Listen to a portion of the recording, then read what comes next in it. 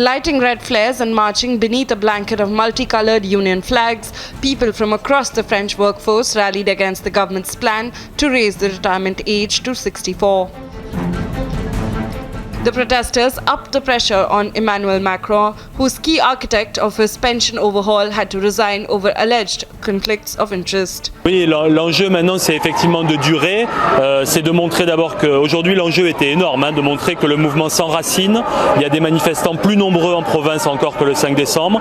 Il y a des taux de grévistes, je le disais, qui restent importants. Donc pour nous le pari d'aujourd'hui, qui n'était pas évident, parce qu'on est quand même au 4e.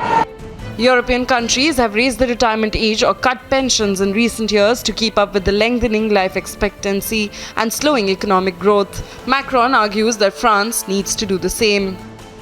But unions fear people will have to work longer for lower pensions, and polls suggest at least half of French people still support the strike.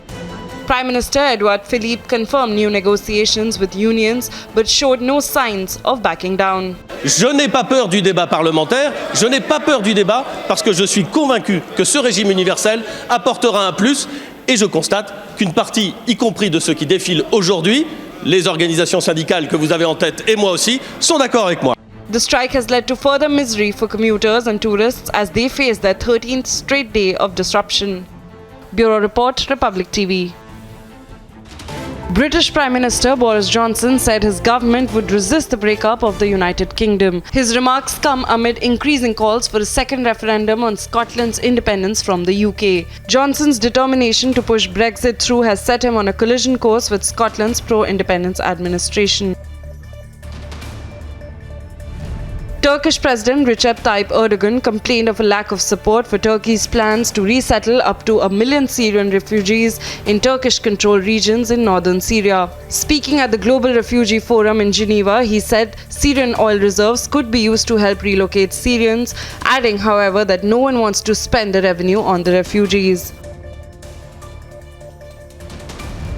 Pope Francis has abolished the pontifical secret used in clergy's sexual abuse cases after mounting criticism that the confidentiality measure has been used to protect pedophiles, silence victims, and deflect police inquiries.